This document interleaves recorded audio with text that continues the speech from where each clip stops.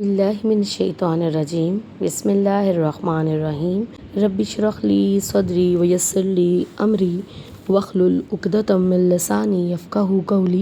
अस्सलामु अलैकुम वरहमतुल्लाहि वबरकातुहू। अल्लाह रब्बुल इज़्ज़त हम सबको बेहतरीन ईमानी हालात में रखे। अल्लाह ताला हम सब से राज़ी हो जाए। अल्लाह ताला हमें अपने काम का बंदा बना ले। आमीन सुम्मा आमीन। अल्हम्दुलिल्लाह आज हम उस सहाबिया के बारे में पढ़ेंगे, उस सहाबिया के बारे में सीखेंगे, उस सहाबिया के बारे में जानेंगे कि वो जिनके लिए रसूलुल्लाह सल्लल्लाहु अलैहि वसल्लम ने ख़ुद इल्म व हिदायत की दुआ की थी, वो जिनकी तरबियत ख़ुद रसूलुल्लाह सल्लल्लाहु अलैहि वसल्लम ने की थी, वो जो अल्लाह ताला की दीन को और शरीयत के कानून को अपने रिश्तों के ऊपर तरजीह देने वाली थीं, वो जो कसरत से सदका व खैरात करने वाली थीं, वो अपनी औलाद को सहावत की तलकीन करने वाली थीं, वो एक सब्र करने वाली बेटी और एक बहुत सब्र करने वाली बीवी थी। वो हक पर डट जाने के लिए अपनी औलाद को हौसला देने वाली माँ थी। वो एक हक गो जुर्रतमंद खातून थी। वो बहुत बहादुर इंसान थी। वो बहुत बहादुर माँ थी कि उन्होंने अपने बेटे से कहा था, कत्ल हो जाने के डर से अपने दीनी जज्बात को पामाल न करना। वो ज़ातुल नतकैन थी। वो अपने दीन इस्लाम पर फ़ख्र करने वाली खातून थी। एक मिनट के लिए रुकिए और ठहरिए और सोचिए, क्या आपके अंदर ये तमाम क्वालिटीज़ मौजूद हैं? क्या बहैसियत औरत आप अपने दीन पर फ़ख्र करने वाली खातून हैं? क्या बहैसियत औरत शरीयत के कानून पर आप बहादुरी से अमल करने वाली खातून हैं? क्या अपने औलाद की तरबियत शरीयत के कानून के मुताबिक हम कर रहे हैं? क्या अल्लाह की राह में सदका करते वक्त हमारे हाथ तो नहीं कांपते? क्या अपनी औलाद को सहावत की तलकीन करते हुए हमारी ज़बान तो नहीं कांपती? क्या हम इस बात से डरते तो नहीं कि सदका करने से माल कम हो जाएगा?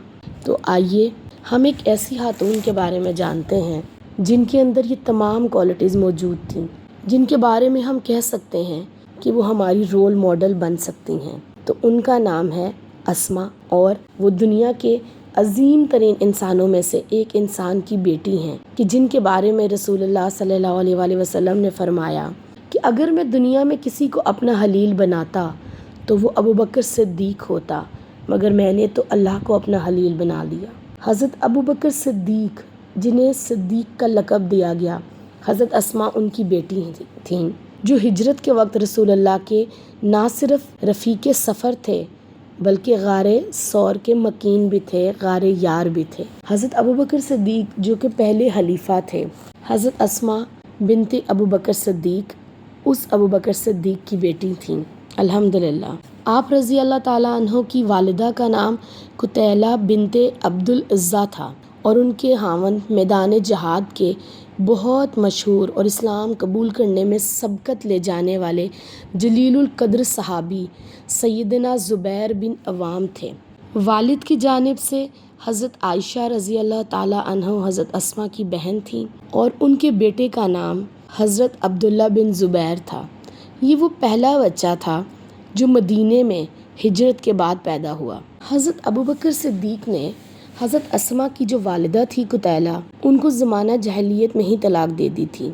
जब हज़रत अबू बकर सिद्दीक ने इस्लाम कबूल किया तो उस वक्त उनकी जो शरीके हयात थी वो उम्मे रुमान थी और उनके बतन से ही हज़रत आयशा रज़ी अल्लाह ताला अन्हो पैदा हुई।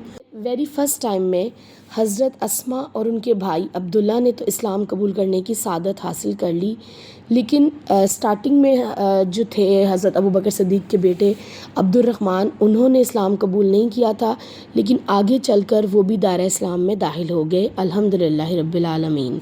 ये था अल्हम्दुलिल्लाह हज़रत अस्मा बिनते अबू बकर का ख़ानदानी पस मंज़र। अब हम देखते हैं कि हिजरत के वक्त ऐसे कौन कौन से कारनामे थे जो इस बहादुर खातून ने जो थे सरअंजाम दिए। हज़रत आयशा रज़ी अल्लाह ताला अन्हो फरमाती हैं कि हमारी ज़िंदगी में कम ही कोई ऐसा दिन आया होगा जिसमें रसूलुल्लाह सल्लल्लाहु अलैहि वसल्लम हज़रत अबू बकर सिद्दीक के घर सुबह या शाम के वक्त तशरीफ़ न लाए हों, लेकिन जब आपको मदीना की तरफ रवानगी का हुक्म दिया गया तो आप हमारे पास दोपहर के वक्त तशरीफ़ ले आए। अबू बकर सिद्दीक को जब इत्तला दी गई तो उन्होंने कहा, नबी सल्लल्लाहु अलैहि वसल्लम इस वक्त तो तशरीफ़ नहीं लाते, लगता है कोई बहुत अहम मामला है। जब आप सल्लल्लाहु अलैहि वसल्लम घर में दाखिल हुए तो अबू बकर सिद्दीक ने फरमाया جو بھی آپ کے پاس ہے اسے باہر بھیج دیجئے۔ اس پر ابو بکر صدیق نے فرمایا، اے اللہ کے رسول، یہ میری دونوں بیٹیاں اور عائشہ اور اسما ہی ہیں۔ آپ نے فرمایا، کیا آپ کو یہ معلوم ہے مجھے اللہ کی طرف سے روانگی کا حکم دے دیا گیا ہے؟ ابو بکر صدیق نے عرض کیا، اے اللہ کے رسول، زہ قسمت، مجھے بھی آپ کے ساتھ چلنے کی اجازت ہے کیا؟ آپ نے فرمایا، ہاں، آپ بھی میرے ساتھ چلیں گے۔ انہوں نے عرض کیا، اے اللہ کے رسول، میرے پاس 2 اونٹنیاں ہیں جنہیں میں نے سفر کے لیے تیار کیا ہے، ان میں سے ایک آپ قبول فرما لیں۔ آپ نے فرمایا، ٹھیک ہے، میں تجھ سے ایک اونٹنی قیمت کے عوض لے لوں گا۔ حضرت عائشہ فرماتی ہیں کہ اللہ کی قسم، میں نے آج سے پہلے کبھی کسی کو خوشی سے روتے نہیں دیکھا، لیکن آج میں نے دیکھا کہ ابو بکر صدیق انتہائی خوشی کی وجہ سے رو رہے تھے۔ یہ خوشی تھی رب کے حکم کی، یہ خوشی تھی رسول اللہ کے ساتھ کی، یہ خوشی تھی دین کے لیے ہجرت کرنے کی، یہ خوشی تھی دین کے لیے اپنے اور اپنے گھر والوں کی خواہشات کو قربان کرنے کی۔ تو ٹھہریے، رکیے اور ابھی سوچئے، کیا ہم کسی ایسی بات سے خوش ہوتے ہیں؟ ہمارا مقصد بھی سیرت صحابیات کو پڑھنے کا یہی ہے کہ ہم ان کی زندگیوں سے سیکھیں اور ان کی زندگیوں کے اصولوں کو اپنی زندگی میں لاگو کریں۔ چلیں آگے چلتے ہیں کہ جب مکہ کی گلی کوچوں پر اندھیرا چھا گیا تو رسول اللہ نے حضرت علی بن ابن طالب کو حکم دیا کہ وہ آپ کے بستر پر سو جائیں، اور آپ نے اپنے پاس موجود تمام امانتیں ان کے سپرد کر دیں تاکہ وہ انہیں ان کے حقداروں کی طرف لوٹا دیں، اور پھر آپ حضرت ابو بکر صدیق کی رفاقت میں غار ثور کی طرف روانہ ہوئے۔ دین کی خاطر قربانی دینے والے لوگ، اللہ کی خاطر ہجرت کرنے والے لوگ، اس ملک کو، اس شہر کو، اس جگہ کو چھوڑ دینے والے لوگ، اس کے باوجود اس بات کا خیال کہ امانتوں کا سوال کیا جائے گا، حضرت علی کو امین بنا کر رسول اللہ صلی اللہ علیہ وآلہ وسلم اپنے سفر کی طرف گامزن ہوئے کہ وہ چاہتے تھے کہ کہیں قیامت کے دن مجھ سے جب امانتوں کے بارے میں پوچھا جائے تو میرا سر نہ جھک جائے۔ اللہ تعالیٰ نے ان کو اس چیز میں بھی سرخرو کر دیا، الحمدللہ۔ آگے چلتے ہیں۔ غار ثور میں جب رسول اللہ صلی اللہ علیہ وآلہ وسلم داخل ہو گئے تو حضرت عبداللہ بن ابو بکر کو رسول اللہ کے لیے جاسوسی کرنے کا شرف حاصل ہوا۔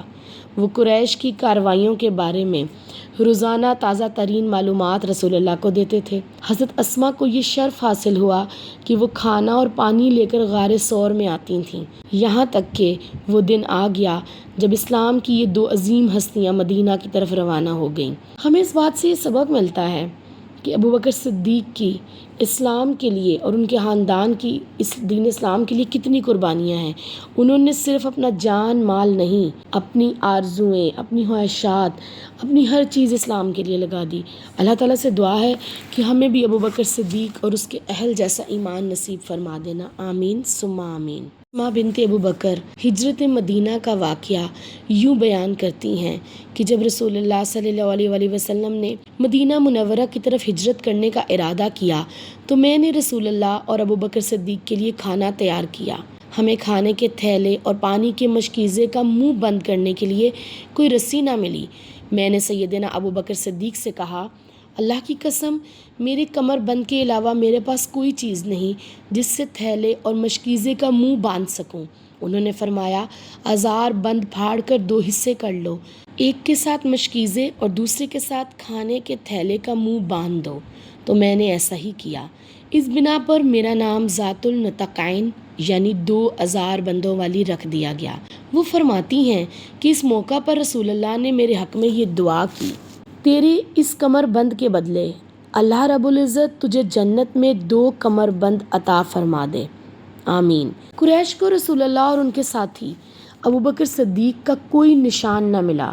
حضرت اسما فرماتی ہیں، جب رسول اللہ سفر ہجرت پر روانہ ہو گئے تو قریش کی ایک ٹولی ہمارے پاس آئی، ان کے ساتھ ابو جہل بن ہشام بھی تھا۔ وہ لوگ ابو بکر صدیق کے دروازے پر آئے۔ میں گھر سے باہر آئی تو انہوں نے کہا، تیرا باپ ابو بکر صدیق کہاں ہے؟ میں نے کہا، اللہ کی قسم مجھے نہیں معلوم میرا باپ کہاں ہے۔ حضرت اسما فرماتی ہیں کہ ابو جہل نے میرے رخسار پر تماچا مار دیا جس سے میرے کان کی بالی دور جا گری۔ وہ یہ بھی فرماتی ہیں کہ پھر قریشی واپس چلے گئے۔ 3 دن گزر گئے، ہم نہیں جانتے تھے کہ رسول اللہ نے کس طرف کا رخ کیا ہے۔ پھر ہمیں معلوم ہوا کہ آپ نے مدینہ منورہ جانے کا ارادہ کیا ہے۔ آپ کے ساتھ میرے والد محترم، ایک غلام عامر، اس راستے کی رہنمائی کرنے کے لیے عبداللہ جو تھے وہ ساتھ تھے۔ تاریخ کے اس واقعے سے ہمیں یہ سبق ملتا ہے کہ کس طرح حضرت اسماء بنت ابو بکر نے موقع کی نزاکت کو جانتے ہوئے رد عمل اختیار کیا اور اپنی ذہانت کا استعمال کرتے ہوئے رسول اللہ کے بارے میں کچھ بھی نہیں بتایا۔ آج ہم دیکھتے ہیں کہ جب ہم پر کوئی مصیبت آتی ہے تو ہم کہاں پہ اپنا ٹیمپر لوز کرتے ہیں، ہم کہاں پہ اپنے ذہن کی جو ہے ذہانت کو پیچھے چھوڑ دیتے ہیں اور ہم کتنے جذباتی ہو کر کسی بات کا جواب دیتے ہیں۔ تو حضرت اسماء کے اس واقعے سے ہمیں پتہ چلتا ہے کہ ہمیں موقع کی مناسبت سے کیسا طرز عمل اختیار کرنا چاہیے۔ وہ انتہائی معاملہ فہم، انتہائی ذہین، انتہائی جرأت مند اور بہادر خاتون تھیں۔ حضرت اسماء بنت ابو بکر کی ذہانت کا ایک اور واقعہ جسے امام احمد بن حنبل اپنی سند سے بیان کرتے ہیں کہ حضرت اسماء بنت ابی بکر سے روایت ہے کہ جب رسول اللہ سفر ہجرت پر روانہ ہوئے تو آپ کے ساتھ ابو بکر صدیق بھی روانہ ہوئے۔ حضرت ابو بکر صدیق نے اپنا سارا مال 5,000 یا 6,000 درہم اپنے ساتھ لے لیے۔ وہ فرماتی ہیں کہ ہمارے پاس ہمارے دادا جان ابو قحافہ آئے، وہ نابینا تھے، ہمیں کہنے لگے اللہ کی قسم میرے بیٹے نے تمہیں ذاتی اور مالی صدمہ پہنچایا ہے۔ کہتی ہیں کہ میں نے کہا دادا جان ایسی بات نہیں ہے، وہ ہمارے لیے بہت سامان چھوڑ گئے ہیں۔ کہتی ہیں میں نے گھر کے روشن دان میں کچھ سنگریزے رکھ کر ان پر کپڑا ڈال دیا جہاں میرے ابا جان درم و دینار رکھا کرتے تھے۔ پھر میں نے ان کا ہاتھ پکڑ کر کہا دادا جان اپنا ہاتھ اس پر رکھیے اور دیکھیے کہ وہ کتنا مال ہمارے لیے چھوڑ گئے ہیں۔ تو انہوں نے کہا اگر وہ اتنا مال تمہارے لیے چھوڑ گئے ہیں تو پھر ٹھیک ہے، اس نے بہت اچھا کیا، یہ بہت مشکل وقت میں تمہارے کام آئے گا۔ حضرت اسماء فرماتی ہیں اللہ کی قسم انہوں نے ہمارے لیے کوئی چیز بھی نہیں چھوڑی تھی، لیکن میں نے چاہا کہ اس طریقے سے میں اپنے بوڑھے دادا جان کو تسلی دوں۔ تو یہ الحمدللہ ایک اور واقعہ حضرت اسماء کی ذہانت کا، جو انہوں نے معاملے کی سنگینی کو مد نظر رکھتے ہوئے اپنے دادا جان کا دل بھی نہیں توڑا اور اپنے جو ان کے والد تھے ان کے لیے جو وہ اگر کچھ نہیں بھی چھوڑ کے گئے تھے، اللہ اور اللہ کے رسول کو چھوڑ کے گئے تھے ان کی حفاظت کے لیے، کیونکہ یہ بات حق بات سچ ہے کہ جس کے ساتھ اللہ تعالیٰ ہیں پھر اس کو کسی اور ساتھ کی ضرورت نہیں رہتی، پھر اس کو کسی اور مدد کی ضرورت نہیں رہتی۔ تو حضرت اسماء کا اس بات پر یقین تھا کہ جب اللہ تعالیٰ ہمارے ساتھ ہے تو پھر ہمیں کسی اور مدد کی ضرورت نہیں رہے گی۔ اللہ تعالیٰ سے دعا ہے کہ اللہ تعالیٰ ہمارا بھی یقین حضرت اسماء کی طرح اپنے رب پر پختہ کر دے کہ جب رب ساتھ ہے تو پھر کسی اور ساتھ کی ضرورت نہیں رہے گی۔ اسماء بنت ابو بکر کی اسلام کے ساتھ اتنی گہری وابستگی تھی، انہیں اپنے دین پر بہت فخر تھا، رسول اللہ صلی اللہ علیہ وآلہ وسلم سے بہت محبت تھی کہ وہ اپنی چھوٹی سے چھوٹی بات پہ بھی رسول اللہ سے مشورہ کرتی تھیں۔ ایک بار حضرت اسماء نے رسول اللہ سے عرض کیا کہ اے اللہ کے رسول، میری والدہ میرے پاس بڑی چاہت لے کر آئی ہے، کیا میں ان سے صلہ رحمی کر سکتی ہوں؟ آپ نے فرمایا ہاں کیوں نہیں۔ حالانکہ ان کی والدہ جو تھیں وہ مشرکہ تھیں، لیکن اس کے باوجود والدین کے بہت حقوق ہوتے ہیں انسان کے اوپر، اولاد کے اوپر، تو انہوں نے پھر بھی اسلام کو پریفر کرتے ہوئے، شریعت کے دائرے میں رہتے ہوئے اپنی والدہ کے لیے رسول اللہ صلی اللہ علیہ وسلم سے مشورہ کیا۔ اس روایت کو صحیح مسلم میں بیان کیا گیا ہے۔ اس بات سے پہلے حضرت اسماء نے اپنی والدہ کو اپنے گھر میں آنے سے روک رکھا تھا۔ رسول اللہ کا فرمان سنا تو انہوں نے اپنی والدہ کو گھر میں داخل ہونے کی اجازت دے دی اور ان کے لیے لائے ہوئے تحائف بھی قبول کر لیے۔ حضرت اسماء تو بہت خوش قسمت اور بڑی عظمت والی خاتون تھیں۔ اللہ تعالیٰ نے انہیں بہت بلند مرتبہ نصیب فرمایا تھا۔ انہوں نے ہمیشہ شریعت کے قوانین کو ترجیح دی، ہر رشتے کو فراموش کر دیا اللہ اور اللہ کے قانون کے آگے۔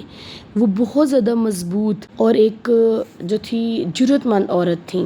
اللہ تعالیٰ نے ایسے کردار کے حامل لوگوں کے بارے میں قرآن پاک میں فرمایا، سورہ حج کی آیات میں، یکسو ہو کر اللہ کے بندے بنو اور اس کے ساتھ کسی کو شریک نہ ٹھہراؤ، جو کوئی اللہ تعالیٰ کے ساتھ شریک کرے گا تو گویا وہ آسمان سے گر گیا، اب یا تو اسے پرندے اچک لے جائیں گے یا ہوا اسے دور دراز جگہ لے جا کر پھینک دے گی۔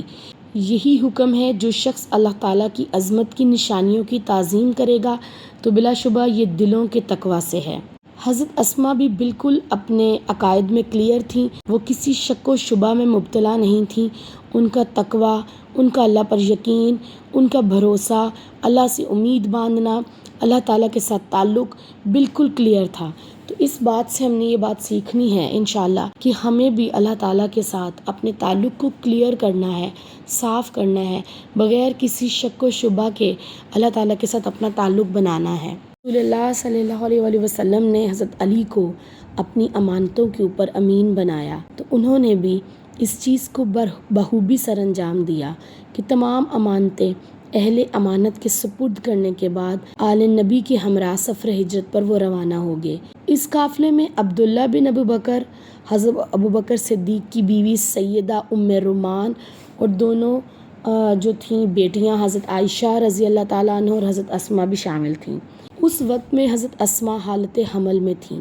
جب وہ مدینہ میں پہنچی تو انہوں نے ایک بہت پیارے بچے کو جنم دیا، جسے ان کی پیاری بہن حضرت عائشہ اٹھا کر رسول اللہ کی خدمت میں حاضر ہوئیں۔ آپ صلی اللہ علیہ وآلہ وسلم نے اسے گٹی دی اور اس کا نام عبداللہ رکھا۔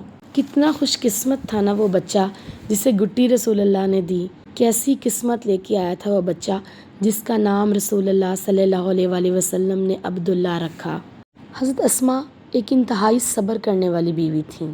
انہوں نے ہر طرح کے مشکل حالات میں اپنے شوہر کے ساتھ زندگی ہنسی خوشی بسر کی، چاہے حالات تنگ تھے یا مفلس تھے۔ وہ گھریلو کام کاج اور اپنے خاوند کی گھوڑی کی خود دیکھ بھال کرتی تھیں، انہیں یہ باتیں کبھی بھی تکلیف میں مبتلا نہ کرتی تھیں۔ حالانکہ حضرت زبیر بن عوام کافی سخت مزاج انسان تھے، اور جب حضرت اسما نے اس تمام صورتحال کی شکایت اپنے ابا جان حضرت ابو بکر صدیق سے کی تو انہوں نے بھی بحیثیت ایک مسلمان والد اپنی بیٹی کو صبر کی تلقین کی۔ حضرت اسما کبھی بھی دنیا کی چمک دمک سے متاثر نہ ہوئی تھیں۔ اللہ تعالیٰ نے ان کے دن بھی پھیر دیے کہ ایک وقت آیا جہاں پہ حضرت زبیر بن عوام کے مالی حالات بہتر ہونے شروع ہو گئے، مال اور دولت کی فراوانی ہو گئی، لیکن اس مالی فراوانی اور گھریلو خوشحالی نے حضرت اسما کے طرز معاشرت میں کوئی تبدیلی پیدا نہ کی۔ حضرت اسما دل کی بہت غنی تھیں، وہ دنیا کی چکا چوند کو بالکل بھی یعنی کہ اپنے اوپر طاری نہیں کرتی تھیں، وہ بہت زیادہ اپنے ہاتھ سے صدقہ کرتی تھیں۔ وہ جب بیماری میں مبتلا ہوتی تو تب بھی اپنے رب کا شکر ادا کرتی اور انہی سے ہی دعائیں مانگتی اور انہی سے ہی فضل جو تھا وہ طلب کرتی تھیں۔ وہ اپنی اولاد کو بھی سخاوت کرنے کی تلقین کرتی تھیں۔ رسول اللہ صلی اللہ علیہ وآلہ وسلم کا فرمان ہے حضرت اسما کے بارے میں کہ اے اسما، گن گن کر نہ دو، اللہ بھی گن گن کر دے گا۔ انہوں نے ساری زندگی رسول اللہ صلی اللہ علیہ وآلہ وسلم کی نصیحت کو اپنے پلو سے باندھ لیا۔ وہ یہ کہتی تھیں کہ حج کرو، صدقہ کرو، فراوانی کا انتظار نہ کرو، یعنی کہ جو آپ کے پاس ہے اسے اللہ تعالیٰ کے راستے میں دو۔ اور اللہ تعالیٰ نے بھی قرآن پاک میں یہ بات فرما دی ہے کہ لَإِن شَكَرْتُمْ لَأَزِيدَنَّكُمْ، تم میرا شکر ادا کرو گے تو میں تمہیں مزید دوں گا۔ تو اگر ہم لوگ چاہتے ہیں کہ ہمارے پاس دولت ہو، ہمارے پاس عزت ہو، ہمارے پاس پیسہ ہو، ہمارے بہتر حالات ہوں، تو ہر طرح کے حالات میں شکر ادا کرنا سیکھیں، اللہ تعالیٰ حالات کو بدل دیں گے۔ حضرت اسما نے اپنے والد کی نصیحت کو اپنی اولاد کی طرف منتقل کیا اور اپنے بیٹے عبداللہ کو بہت بلند اخلاق والا بنانے کی جو ہے وہ تربیت دی۔ اسی طرح حضرت زبیر بھی ایک بہت زیادہ زبردست والد تھے۔ وہ ہمیشہ جب بھی مشرکین کے ساتھ مقابلہ کرتے تو اپنے بیٹے عبداللہ کو اپنی سواری کے پیچھے بٹھا لیتے تاکہ ننھا عبداللہ لڑائی کے فن سیکھ سکے، وہ شہ سواری میں مہارت پیدا کر سکے اور اپنے والد کی طرح جو ہے وہ بہت زیادہ بریو بن سکے۔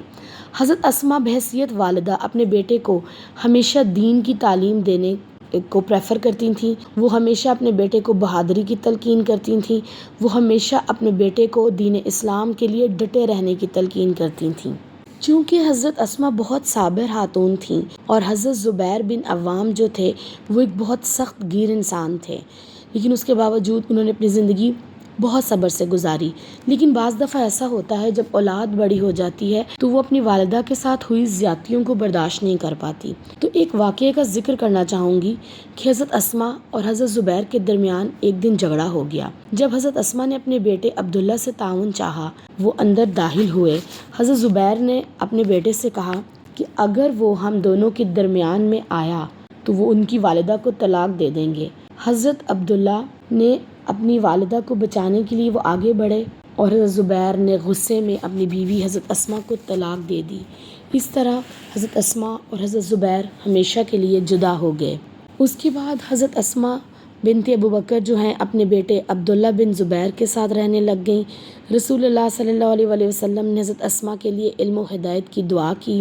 حضرت اسماء اپنی ہر تکلیف، ہر دکھ کا جو ہے وہ ڈسکشن جو ہے رسول اللہ سے کرتی تھیں، اور ان کے لیے زندگی کا سب سے بڑا صدمہ تب پہنچا انہیں جب رسول اللہ صلی اللہ علیہ وسلم اس دنیا سے چلے گئے۔ وہ بہت زیادہ غمزدہ ہوئیں۔ انہوں نے انتہائی رحم دل اور شفیق انسان کو اپنی زندگی میں کھو دیا۔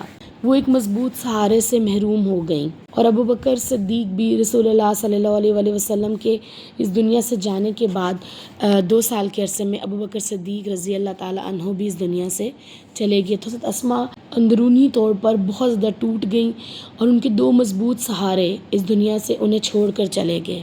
حضرت اسماء بنت ابوبکر اپنے بیٹے کے ساتھ زندگی گزارنے لگ گئیں۔ وہ ایک بہادر اور جفا کش خاتون تھیں۔ انہوں نے اپنی نگرانی میں اپنے بچے کو بھی یہی بہادری اور یہی جفا کشی سکھائی۔ اسلام کے دشمن حجاج بن یوسف نے حضرت عبداللہ بن زبیر اور ان کے ساتھیوں کا محاصرہ کیا۔ جب محاصرے نے شدت اختیار کر لی تو انہوں نے محاصرہ توڑنے کی غرض سے اپنے دشمن کا مقابلہ شروع کر دیا۔ حضرت عبداللہ موقع پا کر اپنی والدہ کے پاس پہنچے تاکہ ان کو تمام واقعے سے آگاہ کیا جا سکے۔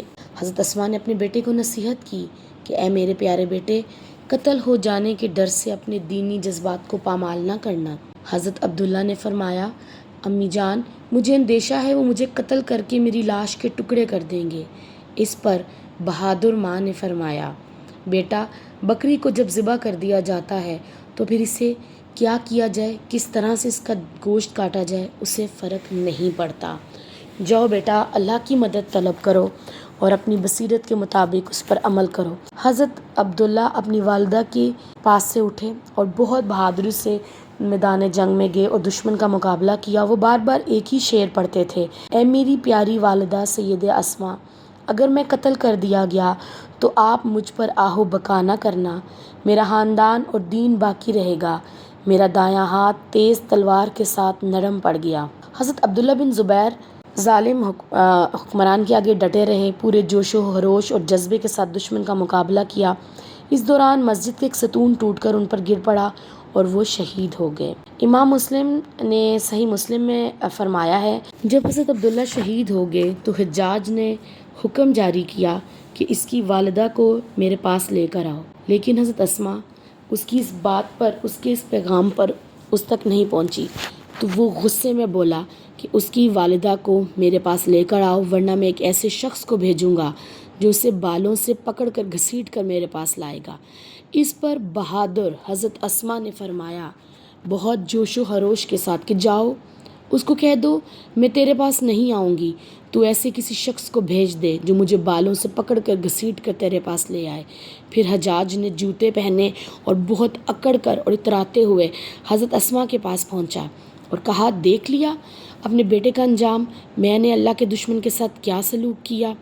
حضرت اسماء نے کمال صبر اور حوصلے کا مظاہرہ کرتے ہوئے فرمایا کہ تو نے تو میرے بیٹے کی دنیا خراب کر دی اور اس نے تیری آخرت برباد کر دی۔ پھر وہ فرمانے لگی، مجھے پتا چلا تھا تو میرے بیٹے کو ذات النطقین کا فرزند کہتا ہے، تو مجھے تو اس لقب پر بہت فخر ہے، کیونکہ میں ہی وہ ہوں جس نے ہجرت کے موقع پر اپنے کمر بند کے 2 حصے کیے تھے، ایک کے ساتھ میں نے رسول اللہ کے کھانے کا تھیلا بند کیا تھا اور دوسرے کے ساتھ مشکیزہ۔ پھر فرمانے لگی کہ ہمیں رسول اللہ نے کہا تھا قبیلہ ثقیف کے بارے میں کہ اس میں ایک کذاب آئے گا اور ایک تباہی مچانے والا آئے گا۔ کذاب تو ہم نے دیکھ لیا، لگتا ہے تباہی مچانے والے تم ہو۔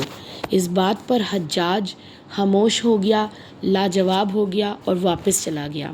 حضرت اسماء نے اپنے بیٹے کی شہادت کا غم دل میں تو رکھا، لیکن وہ یہ بات جانتی تھیں کہ یہ بات جسموں کی نہیں، اصل معاملہ تو روحوں کا ہے۔ آپ نے ہمیشہ صبر سے کام لیا، لیکن کچھ عرصے کے بعد حضرت اسماء بھی سفر آخرت پر روانہ ہو گئیں۔ ہمیں یہ بات سکھاتی ہے کہ یہ دنیا ہمیشہ رہنے کی جگہ نہیں ہے، جو آج آیا ہے اسے کل واپس بھی جانا ہے، تو کچھ ایسے کام کر جائیں جو توشہ آخرت بن جائے۔ جو ہمیں آخرت میں فائدہ دے دیں۔ اللہ تعالیٰ سے دعا ہے کہ اللہ تعالیٰ حضرت اسماء کو اپنی خاص رحمتوں میں رکھے، اللہ تعالیٰ ان کی بہترین مہمان نوازی فرمائے، اور اللہ تعالیٰ ہمیں ان کی زندگی سے سیکھنے کے مواقع عطا فرمائے، آمین ثم آمین۔ اسماء بنت ابی بکر کی زندگی سے ہم نے جو باتیں سیکھی ہیں ان کو ہم ایک بار دہراتے ہیں۔ ہم نے سیکھنا ہے انشاءاللہ کہ ہمیں بھی اپنی زندگی میں ہر موقع پر رسول اللہ صلی اللہ علیہ وآلہ وسلم کی احادیث سے رہنمائی لینی ہے، ان کی فٹ سٹیپس پہ چلنا ہے، ان سے محبت کرنی ہے، ان کو فالو کرنا ہے۔ انشاءاللہ ہم نے سیکھنا ہے کہ حضرت اسماء بنت ابو بکر کی طرح ہم نے اپنی زندگی کے ہر معاملے میں بہت معاملہ فہمی سے کام لینا ہے، صبر سے کام لینا ہے، جرأت مندانہ فیصلے کرنے ہیں، بہادر رہنا ہے، اللہ پر توکل کرنا ہے، اللہ پر بھروسہ کرنا ہے، امید اللہ سے باندھنی ہے، اور باقی رہ جانے والی آخرت کی فکر کرنی ہے۔ جو فانی دنیا ہے اس کے پیچھے نہیں بھاگنا، اللہ کے رسول کے لیے اپنی جان، اس شریعت کے قوانین کے لیے اپنی جان کی بھی پرواہ نہیں کرنی۔ تیسری بات جو سیکھنی ہے وہ حضرت اسماء سے یہ ہے، ان کی زندگی سے، کہ موقع پر صبر اور حکمت عملی سے کام لینا ہے، کبھی بھی بے صبری کا ثبوت نہیں دینا، اور ہمیشہ معاملہ کو سمجھتے ہوئے، اس کو دیکھتے ہوئے معاملہ فہمی سے کام لینا ہے۔ اگلی بات جو سیکھنی ہے، نمبر 4 پوائنٹ ہے کہ اسلام کی خاطر اپنی جان بھی لگانی ہے اور مال بھی لگانا ہے۔ اور اسماء کو جو رسول اللہ نے نصیحت کی تھی کہ اے اسماء گن گن کر نہ دے، اللہ بھی گن گن کر دے گا، تو اس نصیحت کو اپنے پلو سے باندھنا ہے۔ 5ویں بات جو سیکھنی ہے ان کی زندگی سے کہ بہت زیادہ صدقہ کرنا ہے، اللہ کے راستے میں گن گن کے نہیں دینا، کیونکہ ہم چاہتے ہیں کہ اللہ بھی ہمیں بے حساب دے، تو اللہ کی راہ میں بے حساب دینا ہے۔ 6ٹھی بات جو ان کی زندگی سے سیکھنے کی ہے وہ یہ ہے کہ ہمیشہ اپنے اسلام پر فخر کرنا سیکھنا ہے، کبھی بھی یہ سوچنا نہیں ہے کہ جو ہے اللہ تعالیٰ نے ہمیں کس حال میں رکھا، ہمارے اوپر کیا آزمائشیں آئیں، ہمیشہ اپنے اسلاف کو دیکھنا ہے کہ ان پر کتنی زیادہ آزمائشیں آئی تھیں۔ 7ویں بات جو سیکھنی ہے حضرت اسماء کی زندگی سے کہ تمام فیصلے جو ہماری زندگی کے ہیں انہیں سنت کے مطابق کرنا ہے، اپنی مرضی سے زندگی کے فیصلے نہیں کرنے، اللہ اور اللہ کے رسول کی مرضی سے اپنی زندگی کے فیصلے کرنے ہیں۔ 8ویں بات جو سیکھی حضرت اسماء کی زندگی سے کہ دنیا میں شریعت کو ہر رشتے پر مقدم رکھنا ہے، چاہے وہ آپ کے والدین ہیں، چاہے وہ آپ کا شوہر ہے، چاہے وہ آپ کی اولاد ہے، ہر رشتے کو اللہ اور اس کے رسول کے بعد رکھنا ہے، ہمیشہ اللہ تعالیٰ اور اللہ کے قوانین، رسول اللہ کی حدیث، ان کی سنت کو مقدم رکھنا ہے۔ اگلی بات جو حضرت اسماء کی زندگی سے ہم نے سیکھنی ہے کہ دین کو پہلی ترجیح پر رکھنا ہے، باقی تمام باتیں بعد میں۔ نمبر 10 پوائنٹ یہ ہے کہ اسلام کے بارے میں شک و شبہات نہیں رکھنے، کلیئر رہنا ہے۔ اور آخری بات، دنیا کی چمک دمک سے متاثر نہیں ہونا، ہر رشتے کو فنا ہے، ہر بات کو فنا ہے، ہر چیز کو فنا ہے، ہر ایموشن کو فنا ہے، ہر تعلق کو فنا ہے، صرف ایک رب کی ذات باقی رہ جانے والی ہے۔ تو اس ذات کے لیے، اس دین اسلام کے لیے، رسول اللہ کی محبت میں وہ تمام کام کرنے ہیں جس کا حکم اللہ تعالیٰ نے دیا۔ حضرت اسماء کی زندگی سے سیکھنا ہے، ہمیشہ صبر کرنے والا رہنا ہے، صدقہ دیتے رہیں۔ وہ بلند اخلاق کی مالک خاتون تھی، بہت بہادر تھی، سخاوت کرنے والی تھی، تقوی اختیار کرنے والی خاتون تھی۔ اللہ تعالیٰ سے دعا ہے کہ اللہ تعالیٰ وہ تمام کوالٹیز ہماری زندگیوں میں بھی شامل فرما دے، آمین۔ مثبت رہیے، دوسروں کی زندگیوں میں آسانیاں بانٹیے، اللہ تعالیٰ آپ کی زندگی کو آسان بنا دیں گے، آمین ثم آمین۔ سبحانک اللہم و بحمدک نشہد ان لا الہ الا انت نستغفرک و نتوب الیک۔ السلام علیکم ورحمۃ اللہ وبرکاتہ۔